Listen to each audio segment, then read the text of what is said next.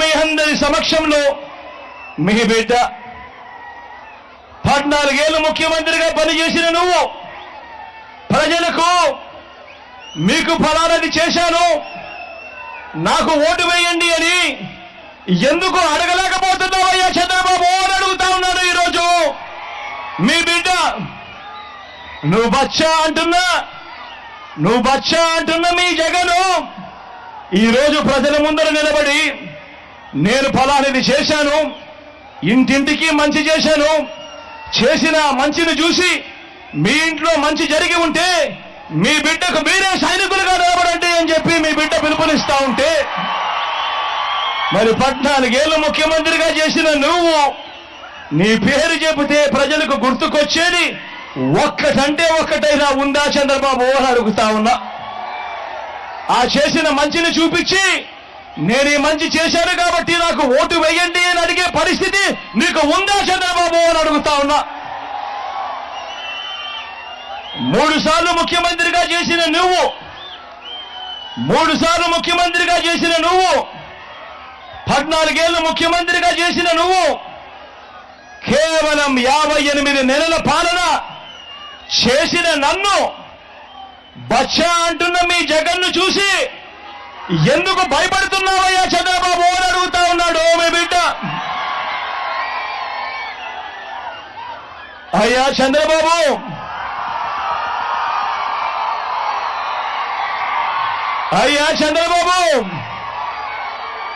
నువ్వు నిజంగా అంత పుట్టింగివే అయితే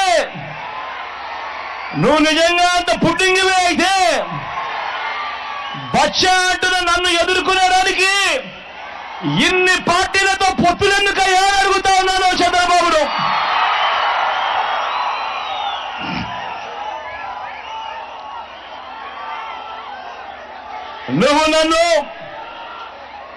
నువ్వు అంటున్న నేను బచ్చానే అయితే ఇంటింటికి సేవలు అందిస్తూ నేను తెచ్చిన గ్రామ వార్డు సచివాలయాలు 60-70 ఇళ్లకు వాలంటీర్ల వ్యవస్థ, రైతన్నకు చెయ్యి పట్టుకుని నడిపిస్తూ రైతు భరోసా కేంద్రాలు, గ్రామంలోనే విలేజ్ క్లినిక్లు, నాడు నేడుతో బాగుపడిన ఇంగ్లీష్ మీడియం బడులు, గ్రామంలోనే ఓ మహిళా పోలీసు, గ్రామానికే వచ్చిన ఫైబర్ గ్రిడ్, గ్రామంలో నిర్మాణంలో ఉన్న డిజిటల్ లైబ్రరీలు. మరి ఇవన్నీ 14 ఏళ్ళు ముఖ్యమంత్రిగా పనిచేసిన నువ్వు ఎందుకయ్యా తేలేకపోయావు చంద్రబాబు అని అడుగుతా ఉన్నాను ఈరోజు మీ బిడ్డ మీ అందరి సమక్షంలో. అయ్యా చంద్రబాబు, నువ్వు బచ్చా అంటున్న ఈ జగన్ నా 58 నెలల పాలనలో ఎక్కడా అవినీతి లేకుండా, ఎక్కడా వివక్ష లేకుండా ఏకంగా 130 సార్లు బటన్ నొక్కి నా అక్క చెల్లెమ్మల కుటుంబాలకు డీబీటీగా ఏకంగా 2,70,000 కోట్ల రూపాయలు నేరుగా మీ బిడ్డ బటన్ నొక్కుతా ఉన్నాడు. నా అక్క చెల్లెమ్మల కుటుంబాల ఖాతాల్లోకి నేరుగా వెళ్ళిపోతా ఉంది. ఎక్కడ లంచాలు లేవు, ఎక్కడా వివక్ష లేవు. నేరుగా నా అక్క చెల్లెమ్మల ఖాతాల్లోకి నేరుగా వారి చేతికి ఇచ్చాడు మీ బిడ్డ. మరి నేను అడుగుతా ఉన్నాను, నువ్వు నేను బచ్చాను అయితే నువ్వెందుకు చెయ్యలేకపోయావయ్యా చంద్రబాబు? నువ్వెందుకు ఇన్ని బట్టలు నొక్కలేకపోయావు చంద్రబాబు అని అడుగుతా ఉన్నాను ఈరోజు మీ అందరి సమక్షంలో అడుగుతా ఉన్నాను.